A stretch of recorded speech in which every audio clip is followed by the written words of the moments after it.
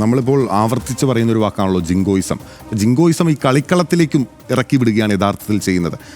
ഈ കളി ഞാൻ കണ്ടതാണ്, ആ കളി മുഴുവൻ ഇരുന്ന് കണ്ടതാണ്. അപ്പോൾ ആ തുടക്കം മുതൽ തന്നെ നമുക്ക് ആ അസ്വാഭാവികത അല്ലെങ്കിൽ എന്താ പറയുന്നത്, നമ്മളൊരു അൺകംഫോർട്ടബിൾ ആവുന്ന ഒരു സ്ഥിതിയുണ്ട്. ഇതിനേക്കാൾ ഭേദം ഇന്ത്യക്ക് കളിക്കാതിരിക്കാമായിരുന്നു. അങ്ങനെ ഒരു ഓപ്ഷൻ ഉണ്ട്. ഇന്ത്യ ഇപ്പോൾ ലെജൻഡ്സ് ക്രിക്കറ്റ് കളിയിൽ നിന്ന് പിന്മാറി ഒരുപക്ഷെ എതിർ നിൽക്കുന്ന ടീമിനെ അപമാനിക്കുന്നതിനപ്പുറം, അത് പാകിസ്ഥാൻ ആവട്ടെ മറ്റേത് രാജ്യമായിക്കോട്ടെ, അവരെ അപമാനിക്കാതിരിക്കാനുള്ള ഒരു സാമാന്യ മര്യാദ നമുക്ക് ചെയ്യാമല്ലോ. അത് നമ്മുടെ സംസ്കാരവും നമ്മുടെ പൈതൃകവുമാണല്ലോ. അവരെന്തെങ്കിലും ചെയ്തു എന്ന് വെച്ചാൽ അതേപോലെ തന്നെ ചെയ്യാം എന്നുള്ളതല്ലല്ലോ നമ്മൾ ഇതുവരെ ചെയ്തിട്ടുള്ള ഒരു പ്രധാനപ്പെട്ട കാര്യം. അർണബ് ഗോസ്വാമി എന്ന് പറയുന്ന ഇന്ത്യയിലെ തന്നെ ഏറ്റവും ഇപ്പോഴത്തെ കാലത്ത് പ്രസിദ്ധനായിട്ടുള്ള മാധ്യമപ്രവർത്തകൻ, അദ്ദേഹം എങ്ങനെയാണ് അദ്ദേഹത്തിൻ്റെ മാധ്യമപ്രവർത്തനം മുന്നോട്ട് കൊണ്ടുപോകുന്നത് എന്ന് നമുക്കറിയാം.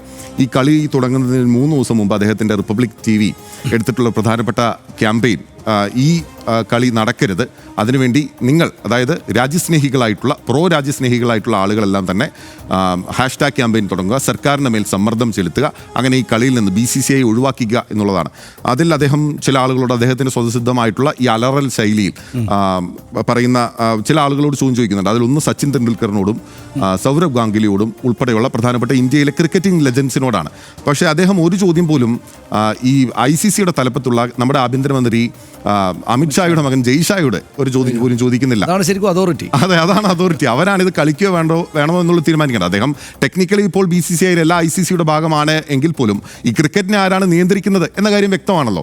അപ്പോൾ അങ്ങനെ ഒരു ചോദ്യം അവിടെ ഉണ്ടാകുന്നില്ല. അപ്പോൾ ഞാൻ പറയുന്നത് ഈ ജിങ്കോയിസ്റ്റുകൾക്ക് ഊർജ്ജം നൽകുന്നതാണ്. യഥാർത്ഥത്തിൽ സൂര്യകുമാർ യാദവിന് ഒരുപക്ഷെ ആകെയുടെ എടുത്തുപോയി ഒന്ന് കൈ കൊടുക്കണം എന്ന് അദ്ദേഹത്തിന് കരുതുന്നുണ്ടാകാം. പക്ഷേ അദ്ദേഹത്തിന് അത് സാധിക്കാത്തത് എന്തുകൊണ്ടാണ്?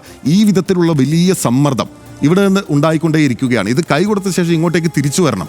ഇന്ത്യൻ ക്രിക്കറ്റ് ടീമിൽ ലോകകപ്പ് നേടിയ ടീമിൽ ഉണ്ടായിരുന്ന പല താരങ്ങളോടും തങ്ങൾക്ക് ഇഷ്ടമില്ലാത്ത താരങ്ങളോട് ഈ വിധത്തിൽ BCCIയുടെ മേൽത്തലപ്പത്തുള്ള ആളുകൾ മുൻകാലങ്ങളിൽ പെരുമാറിയത് എങ്ങനെയാണെന്നുള്ള ഓർമ്മ ഇവരുടെ മുമ്പിലുണ്ട്. അപ്പോൾ ഒരു സമ്മർദ്ദം ഇവരുടെ മുമ്പിൽ ശക്തമായി നിൽക്കുകയാണ്. അപ്പോൾ ആ അർത്ഥത്തിൽ അവരെ ആ സമ്മർദ്ദത്തിന് അടിപ്പെട്ട് ഇവർക്കിത് ചെയ്യാൻ കഴിയാത്തൊരു സാഹചര്യമാണ് നിലനിൽക്കുന്നത്. അപ്പോൾ അർണബ് ഗോസ്വാമിമാർ ചോദ്യം ചോദിക്കുന്നത് യഥാർത്ഥത്തിൽ അവരോടല്ല, ഈ പറയുന്ന ഭരണാധികാരികളോടാണ് എന്നുള്ള ബോധ്യം അർണബ് ഗോസ്വാമിക്ക് ഉണ്ടാകും. പക്ഷേ ഇത് കേൾക്കുന്ന സാധാരണക്കാരെ ആളുകൾ അവിടേക്ക് എത്തിപ്പെടുകയാണ്.